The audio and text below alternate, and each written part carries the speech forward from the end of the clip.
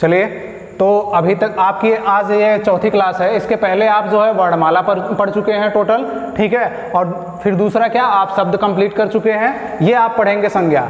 अच्छा, आप लोगों से एक रिक्वेस्ट है कि आप जो है कमेंट बॉक्स में कमेंट करके ये बताइए कि आपको वीडियो कैसी लग रही है, ठीक है। अगर आपको कोई चेंजिंग चाहिए तो आप मुझे बताइए, जिसके हिसाब से वीडियो अगली बनेगी, ठीक है। बाकी आज हम क्या पढ़ेंगे, आज हम संज्ञा के बारे में पढ़ेंगे, ठीक है। अब तक आप इसके पहले क्या, पिछली वीडियो में आप शब्द के बारे में पढ़े थे।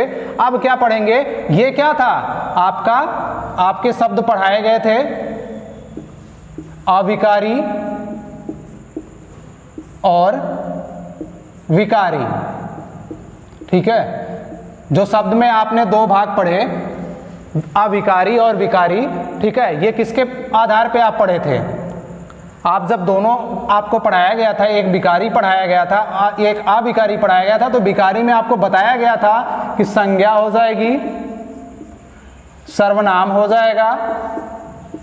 मैं आपसे बोला था कि ये सारे चैप्टर जो है वो अलग अलग आपको पढ़ाए जाएंगे, ठीक है। तो आज उसमें से हम क्या करेंगे, आज हम उसमें से संज्ञा को पढ़ेंगे, ठीक है। कि संज्ञा क्या है। देखिए, संज्ञा सब लोग बचपन से ही पढ़े हैं। जब आप पहली क्लास में गए होंगे तो आपको संज्ञा के बारे में ही पढ़ाया गया होगा। तो संज्ञा विशेषकर हर किसी को याद होती है उसकी परिभाषा की संज्ञा क्या होती है। लेकिन संज्ञा की परिभाषा आप एक बार फिर से देखिए, किसी व्यक्ति, वस्तु, स्थान, जाति, भाव के नाम को संज्ञा कहते हैं, ठीक है। तो इसको एक लाइन में आप कह सकते हैं, किसी व्यक्ति, वस्तु, स्थान के नाम को क्या कहते हैं, संज्ञा कहते हैं। जैसे एग्जाम्पल के रूप में आप देख सकते हैं क्या, श्री राम, ठीक है। जैसे करनाल, जैसे वन, जैसे फल, ठीक है। ये सब क्या है, ये एक नाम है, ठीक है। तो कहा क्या गया है कि व्यक्ति, वस्तु, स्थान, जात या भाव, ठीक है, के नाम को क्या कहते हैं, संज्ञा कहते हैं। तो हुआ क्या, व्यक्ति का नाम आपका क्या हो गया, श्री राम, ठीक है। मतलब अगर व्यक्ति का नाम हो, वस्तु का नाम हो, ठीक है, स्थान का नाम हो या जाति का नाम हो या भाव का नाम हो, उसको ही क्या कहेंगे आप, संज्ञा कहेंगे, ठीक है। अब संज्ञा की आप परिभाषा तो पढ़ लिए, अब इसके प्रकार के बारे में जानिए कि संज्ञा है तो उसके प्रकार भी होंगे, और कौन कौन से प्रकार होंगे आपके सामने ये दिया गया है। क्या है, व्यक्तिवाचक संज्ञा, ठीक है। जैसे आपने क्या बोला कि उसमें जाति, स्थान, वस्तु या व्यक्ति, ठीक है, या भाव का बोध हो, ठीक है। तो अभी व्यक्ति की बात की गई, अब तक तो व्यक्ति में क्या आ गए थे, नाम की बात किए थे। नाम में आपका क्या आ गए थे, नाम में जो है, देखिए यहाँ पे नाम नहीं लिखा है, लेकिन नाम की बात अगर करेंगे तो आप श्री राम की बात करेंगे, ठीक है। ये जो हो गया क्या, एक नाम है। नाम के जगह पे यहाँ पे आप सुनील, दिनेश कुछ भी लिख सकते हैं, ठीक है। तो नाम होना चाहिए, तो वो क्या है, एक संज्ञा ही है, ठीक है। तो उस अब बात करेंगे व्यक्तिवाचक संज्ञा की। जैसे आप पढ़े हैं डिफिनेशन में, किसी व्यक्ति, वस्तु, स्थान, जाति या भाव के नाम को संज्ञा कहते हैं। तो व्यक्ति के बारे में पढ़ेंगे अगर, तो व्यक्तिवाचक संज्ञा होगी जिस संज्ञा से किसी विशेष व्यक्ति, वस्तु, स्थान का बोध हो। जैसे क्या है, सीता, रोहतक, रामायण, गंगा, यमुना। अब देखिए यहां बात की गई, डिफिनेशन एक बार फिर से पढ़िए, जिस संज्ञा से किसी विशेष व्यक्ति, तो विशेष व्यक्ति कौन हो गया, किसी विशेष व्यक्ति का नाम तो होगा, जैसे सीता हो गया, ठीक है, कुमार हो गया या कुछ भी हो गया। अगर किसी का नाम है तो वो विशेष व्यक्ति में ही आता है जिसका वो नाम दिया गया है। किसी वस्तु की बात की जाए तो कोई भी वस्तु होगी उसका नाम होगा। किसी स्थान की बात की जाए तो स्थान की बात अगर करेंगे तो भी वो क्या होगा, एक संज्ञा होगा, ठीक है। और बात की जाएगी गंगा, ये भी क्या है, एक नाम है। यमुना क्या है, एक नाम है, ठीक है। इसको नाम से जाना जाता है, इसीलिए क्या हो जाएगा, ये एक व्यक्तिवाचक संज्ञा हो जाएगी, जिसमें कहा गया है कि जिस संज्ञा से किसी विशेष व्यक्ति, वस्तु या स्थान का बोध हो उसे क्या कहते हैं, उसे व्यक्तिवाचक संज्ञा कहते हैं। अब अगली संज्ञा आप देखेंगे,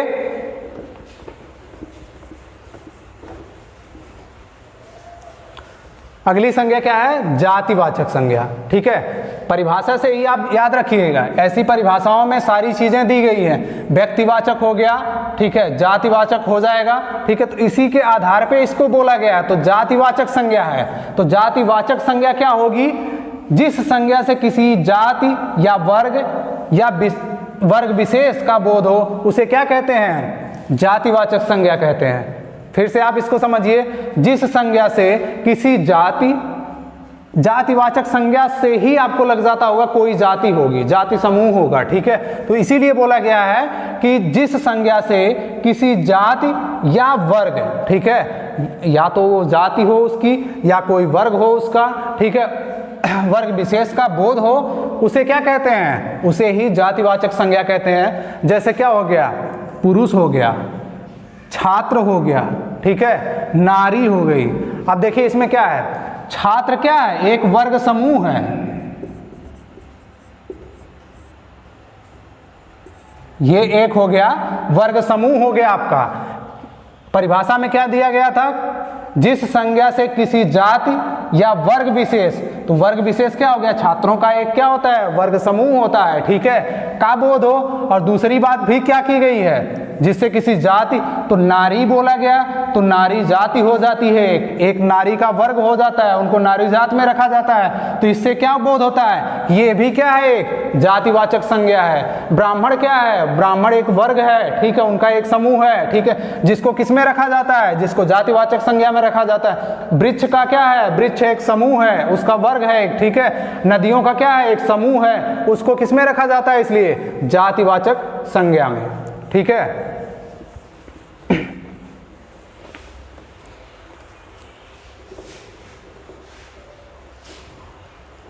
चलिए अगला आपका क्या है?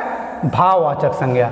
आप पढ़े हैं कि भाव के नाम को संज्ञा कहते हैं, ठीक है, मतलब आप पढ़े किसी व्यक्ति, वस्तु, स्थान, जात या भाव के नाम को। तो अब बात करते हैं किसकी? भाव की बात करते हैं, तो हो गया भाववाचक संज्ञा, ठीक है। तो जिस संज्ञा से पदार्थ या व्यक्ति के गुण, दोष, व्यापार, दशा आदि का बोध हो, उसको क्या कहते हैं? उसको भाववाचक संज्ञा कहते हैं। आप इसको सिंपल तौर पे ये समझ सकते हैं कि भाववाचक संज्ञा का मतलब क्या होगा? उसमें किसी उसके दोष, गुण या क्या होगा? उसके दशा के बारे में उसमें वर्णन किया गया रहेगा। जैसे क्या है? किसी की अच्छाई होगी, किसी की बुराई होगी, किसी की क्वालिटी बताई जाएगी, किसी की दशा बताई जाएगी, वही क्या हो जाएगा आपका? वही आपका भाववाचक संज्ञा में आ जाएगा। जैसे क्या है? बचपन, ठीक है, तो बचपन या हो गया क्या? मिठास, ठीक है, क्या या हो गई बुराई। देखिए अब मिठास क्या है? उसकी एक क्वालिटी है कि वो मीठा है, ठीक है, तो इसीलिए क्या बोला गया है इसमें उसके गुण या दोष के बारे में बताया जाएगा, या उसके व्यापार या दशा के बारे में बताया जाएगा, ठीक है। तो उसका क्या है? या गुण या दोष अगर बात की जाएगी इनकी, तो मिठास क्या है? उसका एक गुण है, तो इसीलिए ये क्या हो जाएगा? ये क्या? भाववाचक संज्ञा हो जाएगी, ठीक है। अब बुराई की बात की जाएगी, अभी बोला गया कि गुण हो या दोष हो या व्यापार की हो या दशा हो, ठीक है, तो इसमें क्या की जाएगी? बुराई क्या है? एक आपका ये आपका दोष है, तो दोष की बात की गई थी, तो ये कौन सी संज्ञा हो जाएगी? भाववाचक संज्ञा हो जाएगी, ठीक है। लंबाई हो गई, भलाई हो गई, तो लंबाई क्या है? उसकी एक दशा है कि वो लंबा है, चौड़ा है, ठीक है, इसमें क्या हो जाएगा? ये भी क्या हो जाएगा? भाववाचक संज्ञा हो जाएगी। तो भाववाचक संज्ञा क्या है? जिस संज्ञा से पदार्थ या व्यक्ति के गुण, दोष, ठीक है, व्यापार, दशा आदि के भाव को प्रकट किया जाए, वो क्या है आपका? वो आपका है भाववाचक संज्ञा, ठीक है। अब देखिए बात की जाएगी समुदायवाचक संज्ञा, ठीक है। अब तक बात की है आप किसकी? व्यक्तिवाचक संज्ञा, जातिवाचक संज्ञा, भाववाचक संज्ञा। अब बात की गई है समुदायवाचक संज्ञा। तो समुदाय भी एक होगा, तो समुदाय कैसे पहचानेंगे आप? जिस संज्ञा शब्द से समुदाय का बोध हो उसे समुदायवाचक संज्ञा कहते हैं। अब देखिए इसको आप एग्जाम्पल के तौर पे देखिए, कक्षा, सेना, ठीक है। अब समुदाय की देखिए होता क्या है कि सेना क्या है? इनका एक समुदाय है, ठीक है। कक्षा क्या है? एक समुदाय है। हल्दी क्या है? एक समुदाय है। तेल क्या है? एक समुदाय है। तो ये सारे हल्दी कक्षा क्या है? समुदाय है। सेना क्या है? एक समुदाय है। भीड़ क्या है? एक समुदाय है। ठीक है। सभा क्या है? एक समुदाय है। तो ये क्या है? ये सारे जो दिख रहे हैं आपको ये समुदाय में आते हैं, क्योंकि सेना का क्या है? एक संगठन होता है, उनका एक समुदाय होता है। भीड़ क्या है? भीड़ भी एक समुदाय में आती है। आप न्यूज़पेपर अक्सर पढ़ते होंगे तो उसमें बताया जाता है कि दो समुदायों के बीच जो है आज ये हुआ। ठीक है। तो वो क्या है? समुदाय एक तरीके से भीड़ के तौर पे ही इकट्ठी होती है। ठीक है। तो इसीलिए इसको क्या रखा जाता है? समुदायवाचक संज्ञा में रखा जाता है। सभा क्या होती है? सभा में कई लोग इकट्ठे होते हैं जिनका एक क्या होता है? समुदाय होता है। ठीक है। तो इसीलिए इसको क्या रखा जाता है? इन सारी चीजों को हम रखते हैं समुदायवाचक संज्ञा में। अब बात करते हैं आप क्या? द्रव्यवाचक संज्ञा में। ठीक है। मतलब आप पढ़े जातिवाचक संज्ञा, व्यक्तिवाचक संज्ञा, जातिवाचक संज्ञा, भाववाचक संज्ञा, समुदायवाचक संज्ञा। अब लास्ट में आपके बची है द्रव्यवाचक संज्ञा। ठीक है। तो जिस संज्ञा शब्द से द्रव्य या धातु का बोध हो, जैसे क्या हो जाएगा? आपका घी। ठीक है। जैसे क्या हो जाएगा? तेल। तो ये सब क्या है? ये तेल आपका क्या हो गया? बोला गया द्रव्य या क्या हो? धातु का बोध हो, तो ये घी क्या हो जाएगा? तेल क्या हो जाएगा? ये द्रव्य में आ जाएंगे सब। ठीक है। लोहा क्या हो जाएगा? ये धातु में आ जाएगा। तो इससे क्या हो रहा है? धातु का बोध हो रहा है। लेकिन आप ये मत सोचिएगा कि लोहा है तो लोहे से बनी हुई चीज को भी आप क्या करेंगे? द्रव्यवाचक संज्ञा में ऐड करेंगे। इसको नहीं कर सकते हैं, क्योंकि लोहे से जो निर्मित वस्तु होगी उसका कुछ विशेष नाम होगा।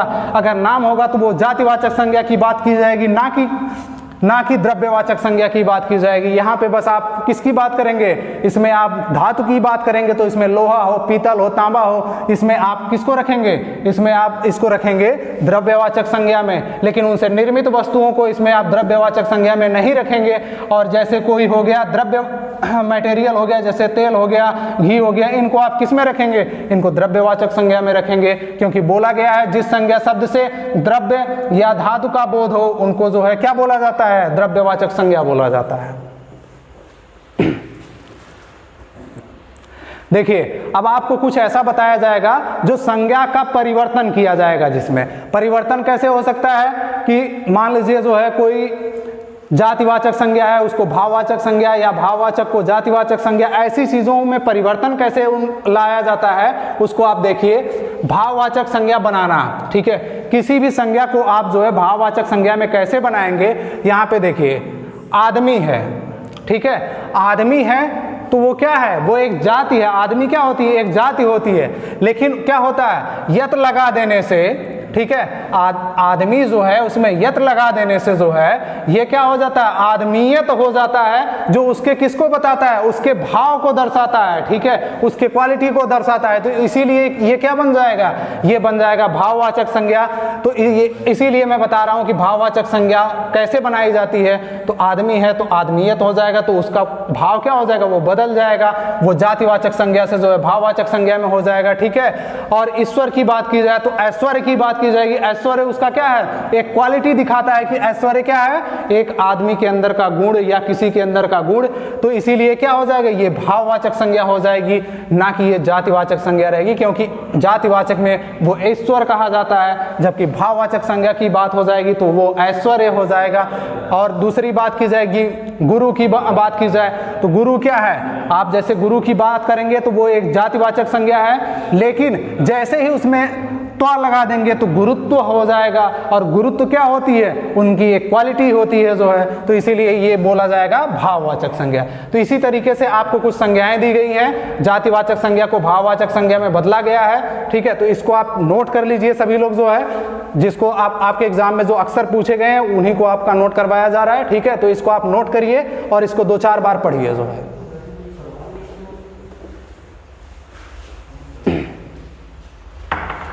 देखिए, एक चीज और देख लीजिए, इसमें जो क्रिया है, क्रिया हो गई, गिरना हो गया, चलना हो गया, दौड़ना हो गया, पूजा करना, पढ़ना, लिखना, बोलना, हंसना, ये सब है। इसको भी भाववाचक संज्ञा में कन्वर्ट कर सकते हैं। तो कैसे करेंगे जो है? जैसे गिरना हो गया।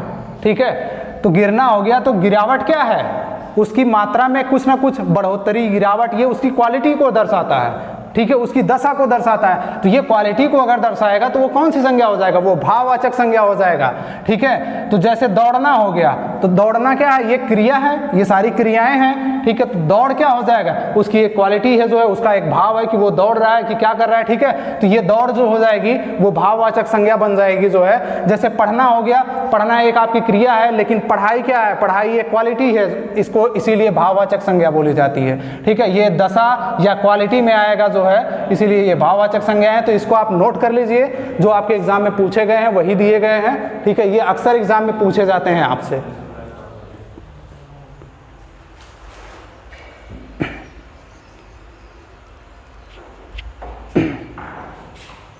देखिए, अब बात की जाएगी विकारों की। तो संज्ञा के भी विकार होते हैं। ठीक है, अब विकार में कौन कौन से होते हैं, अब उसको यहां देखिए, संज्ञा के विकार। ठीक है, तो संज्ञा के विकार में वो उसके 3 विकार हो जाएंगे, लिंग, वचन और कारक। तो इसका है क्या, लिंग, वचन और कारक। ये 3 क्या है, ये 3 जो है संज्ञा के विकार हैं। ठीक है, अब जो है बात करेंगे किसकी हम, अब बात करेंगे हम लिंग की। ठीक है, तो संज्ञा के जिस रूप से स्त्री या पुरुष जाति का बोध होता है उसे क्या कहते हैं, लिंग कहते हैं। तो कहने का सेंस आप सीधे भाषा में समझिए, संज्ञा का वह रूप जिससे किसी लिंग जाति का बोध हो। ठीक है, मतलब जैसे लिंग जाति का मतलब क्या होगा, पुरुष हो गया या महिला हो गई, यानी स्त्री हो गई। ठीक है, इस जाति का बोध हो उसे ही क्या कहते हैं, लिंग कहते हैं। यानी संज्ञा के जिस रूप से स्त्री या पुरुष जाति का बोध हो उसे ही लिंग कहा जाता है। इनके भी 2 भेद होते हैं, क्योंकि अभी आप पढ़े हैं इसी परिभाषा में, स्त्री या पुरुष जाति का बोध हो। ठीक है, तो स्त्री या पुरुष जाति का बोध जो है अगर उससे डिफाइन होता है तो इसके 2 भाग होते हैं, और पहला भाग उसी को रखा जाता है पुल्लिंग। ठीक है, और पहला भाग पुल्लिंग रखा जाता है। तो पुल्लिंग क्या है, संज्ञा के जिस रूप से पुरुष जाति का बोध हो।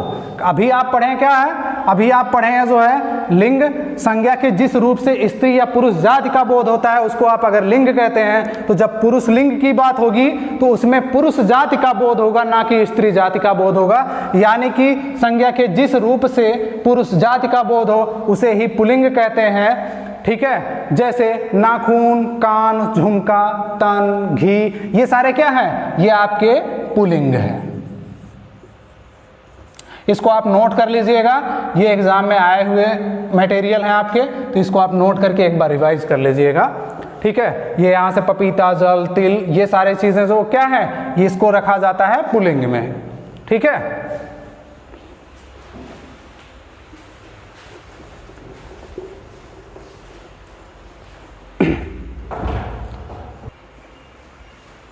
इसको आप नोट कर लीजिए फिर से, जितने भी लिखे गए हैं, क्योंकि आपको पूछा जाता है कि ये पुल्लिंग है अथवा स्त्रीलिंग। अब देखिए, पुल्लिंग का कंप्लीट हुआ आपका। ठीक है, अब बात करते हैं स्त्रीलिंग की।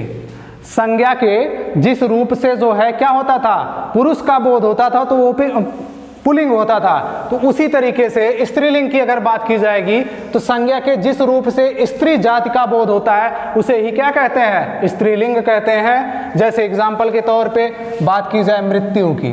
ठीक है, तो कहा जाता है मौत आ गई। ठीक है, तो आ गई कौन है, गई जो है वो स्त्रीलिंग है। ठीक है, तो इसीलिए बोला जाता है कि मृत्यु क्या हो गई, एक स्त्रीलिंग है। ठीक है, पूर्णिमा हो गया, दया हो गई। ठीक है, माया हो गई, कहा जाता है ना बहुत माया हो गई है। ठीक है, तो माया क्या है, ये सारी चीजें जो है वो स्त्रीलिंग है। ठीक है, तो इसीलिए क्या कहा जाता है कि संज्ञा के जिस रूप से स्त्री जाति का बोध हो उसे ही स्त्रीलिंग कहते हैं। उसमें मृत्यु, पूर्णिमा, दया। ठीक है, ये जितनी भी चीजें आपको लिखवाई गई हैं इसको आप फिर से नोट करिए, क्योंकि स्त्रीलिंग भी पूछा जाता है कि बताइए ये पुल्लिंग है अथवा स्त्रीलिंग है। तो ऑप्शन में आपके ये सारे दिए रहते हैं, अगर आप एक बार पढ़े रहेंगे तो आपको याद रहेगा ये।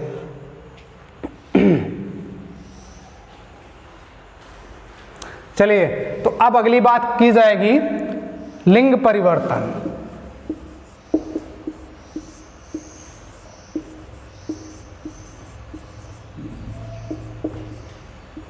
ठीक है। बात की जाएगी लिंग परिवर्तन की, तो वो कैसे होता है, ठीक है, लिंग परिवर्तन और उसके नियम। तो जैसे क्या हो गया, आचार्य। देखिए अब आचार्य की अगर बात करेंगे आप, तो आचार्य क्या होते हैं, आप बचपन से ही पढ़े हैं, आचार्य कुछ लोग बोलते भी रहे होंगे। तो आचार्य किसको बोला जाता है, जो हमारे गुरु होते हैं, ठीक है, तो उनको आचार्य बोला जाता है। यानी ये क्या है, ये पुल्लिंग आते हैं, ठीक है, इनको पुल्लिंग में रखा जाता है, ये आचार्य हैं। लेकिन इसका नियम क्या है, पहला जो नियम है उसमें पहले नियम में जो है आ लगाकर,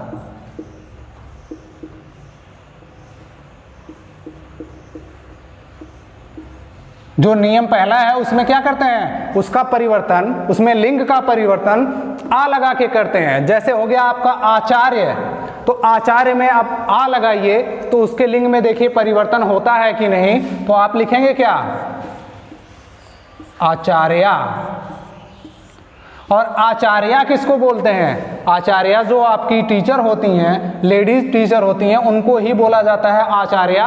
अर्थात ये क्या हो गया, ये हो गया स्त्रीलिंग। यानी पुल्लिंग जो है आचार्य थे, उनको अगर आ लगा के उनमें परिवर्तन किया गया तो वो हो गए आचार्या। अर्थात लिंग का परिवर्तन रूल नंबर फर्स्ट उसमें आ लगा कर किया जाता है, ठीक है। तो इसको आप नोट कर लीजिए, 2-4 एग्जाम्पल हैं जिसको आप पढ़िएगा, आपको समझ में आएगा, ठीक है। और दूसरा नियम जो है वो अलग हो जाएगा इससे, उसमें दूसरे नियम में है ई लगाकर, ठीक है। फिर से ध्यान दीजिए, दूसरा नियम है रूल नंबर सेकेंड, उसमें ई लगाकर। अभी आप लिंग परिवर्तन कर रहे थे, पहले में क्या था, आ लगाकर किए थे, आचार्य से आचार्या हो गए थे, ठीक है। और दूसरा परिवर्तन ई लगाकर होगा, तो ई लगाकर होगा जैसे पोता, ठीक है। पोता को अगर जो है इसमें अगर ई लगा दिया जाए तो क्या हो जाएगा,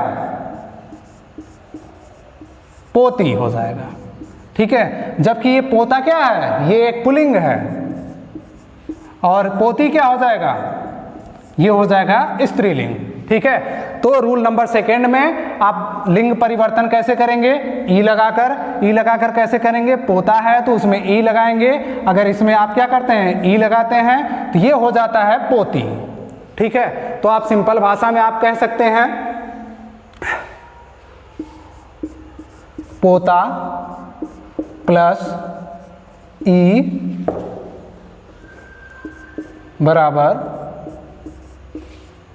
पोती, ठीक है। इसको आप नोट कर लीजिएगा, रूल नंबर सेकेंड जो ई लगाकर है, ठीक है।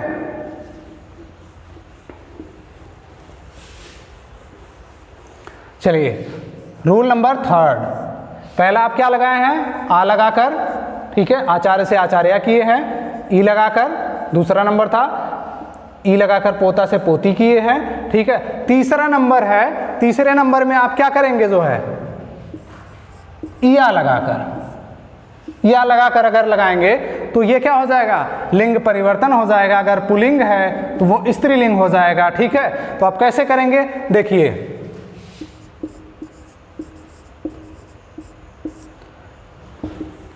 ये हो जाएगा आपका गुड्डा, ठीक है। गुड्डा क्या होता है, ये आपका है पुल्लिंग, ठीक है। गुड्डा क्या है आपका, आपका गुड्डा एक पुल्लिंग है। बोला था मैं इया लगाकर जो है क्या करेंगे, आप लिंग परिवर्तन कर देंगे, तो इया लगाएंगे तो क्या हो जाएगा, गुड़िया। ये क्या हो गया, ये इसमें इया आप ऐड किए, ये हो गया गुड़िया, जो क्या हो जाएगा, जो एक स्त्रीलिंग हो जाएगा, ठीक है। देखिए जाति परिवर्तन में आप क्या किए, जो है मतलब लिंग परिवर्तन में आप क्या किए, पहला क्या किए थे, उसमें आप आ ऐड किए थे, दूसरा ई ऐड किए थे, तीसरा क्या कर दिया, आप इया ऐड कर दिए, ठीक है। आचार्य से आचार्या हो गया, पोता से पोती हो गया, इया जो है गुड्डा से गुड़िया हो गया, ठीक है। इसी तरीके से आप जो है लोटा से क्या कर सकते हैं, लुटिया कर सकते हैं। तो इया लगाकर आप उसको परिवर्तन कर सकते हैं, उसके लिंग में परिवर्तन कर सकते हैं, पुल्लिंग से स्त्रीलिंग आप कर सकते हैं, ठीक है। चलिए चौथा नियम आपका क्या है, चौथा नियम आपका है इका लगाने से,